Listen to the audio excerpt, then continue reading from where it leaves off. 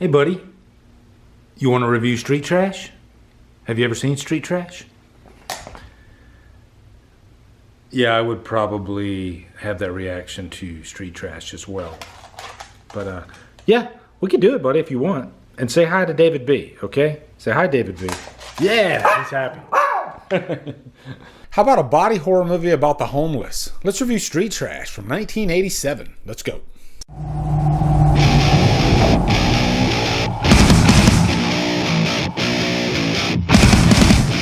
Street Trash stars Michael Lackey, Bill Chappell, Vic Noto, and is directed by J. Michael Murrow. Don't drink my Viper! Watch.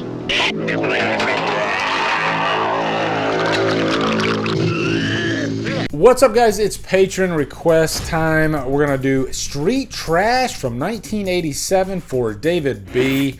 David B's given me a lot of interesting movies.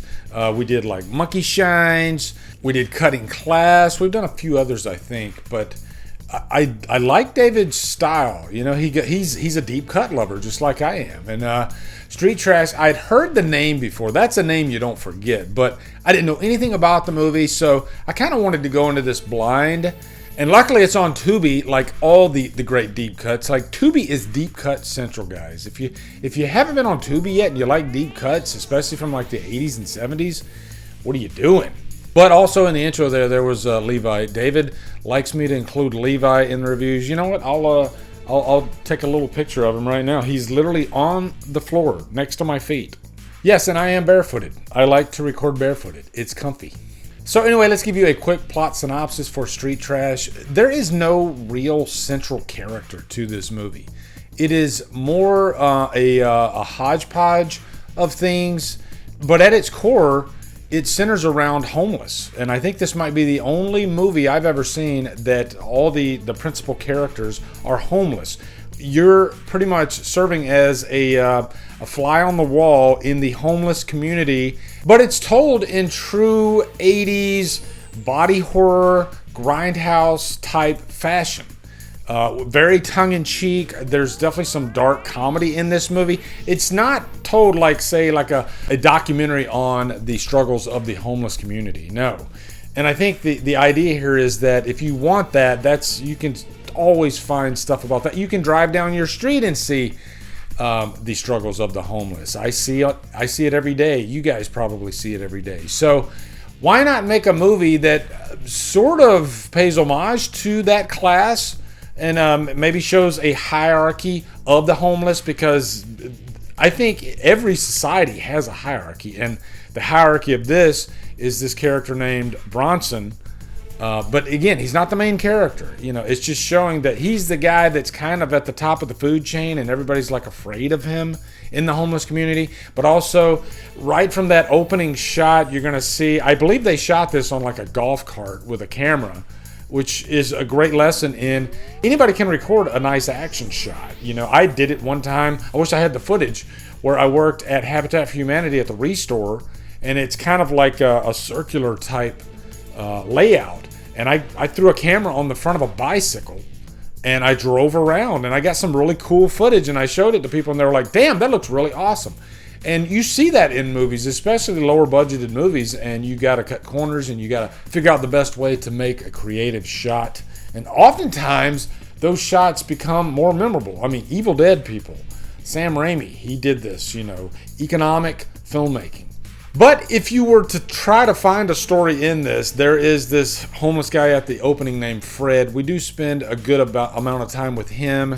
But there's this liquor store owner who finds this chest, this crate of liquor that says Viper on it. And he's like, what is this? You know, it's like some hidden treasure. And he puts it on the counter and sells them for $1.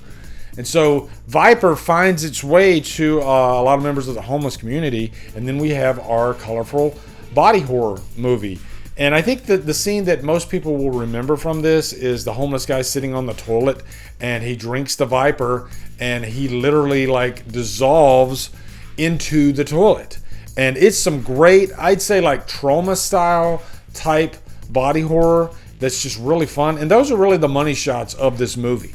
But there's some fun, dark comedy here, too. I think one of my favorite scenes is with this homeless guy, Bert, and he's in this, like, grocery store, and he's stealing some chicken, and he's, like, shoving all this freaking chicken down his sweatpants. And my question is, what is he going to grill that? I guess you could. I mean, my grandmother, she had, like, a cylinder block makeshift grill, where basically you put just a metal grate over some concrete blocks. So I guess the homeless could do that, right? So yeah, but he's stealing some chicken, and he gets like a run-in with this old lady, and he's pretty good at talking his way out of it too, because when the manager comes to him, he calls him racist, but the funny thing is the manager's also black. Now this character Bronson too, he does look sort of like Zach Galifianakis. I guess that's because of the beard and whatnot, but the funny thing is, behind the scenes, the guy that played him, the actor, he was hired like 12 hours before they were about to shoot, because the original guy got fired, I guess. And so when he came on the set, he didn't even read the script. So he didn't even find out what the movie was about until 3 weeks after they had finished shooting. He's like, I guess I'll read the script now, which I thought was kind of hilarious.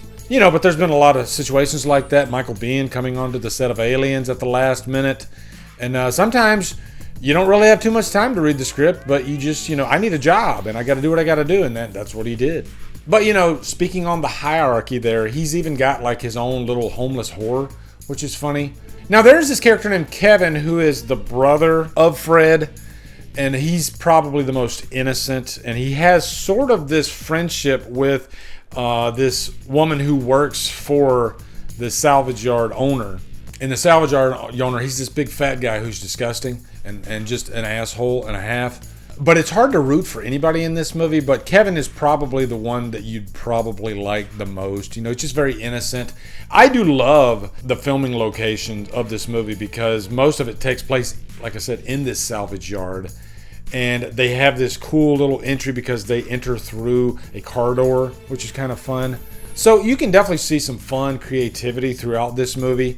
This is one of the most unique freaking movies I've ever seen, and you can't really categorize it as anything. It's not really a horror movie, but it has a little bit of horror there. It's not really a drama, although there is some dramatic scenes there.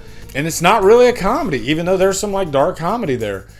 It's just kind of a mixture of so many different things.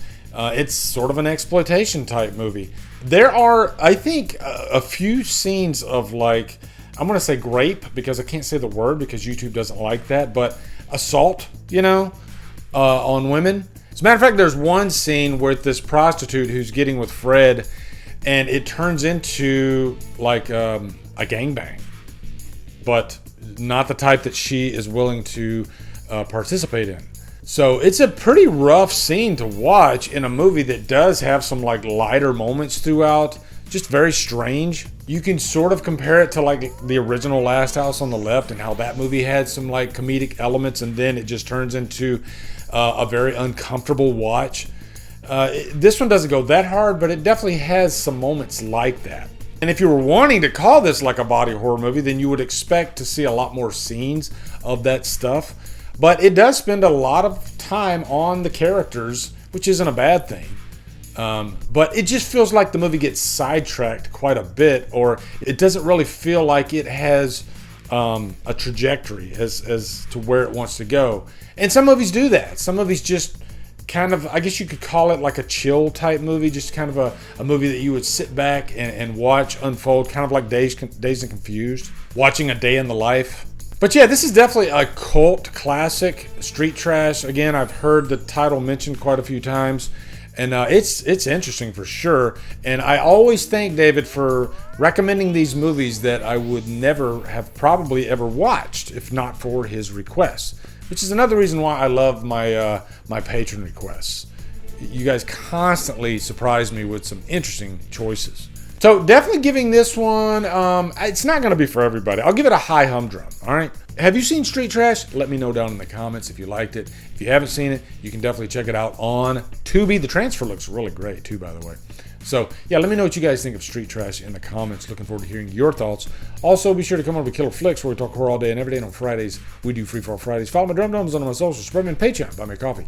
Anyway, guys, thank you so much for watching. Have a good day. And Drumdum out.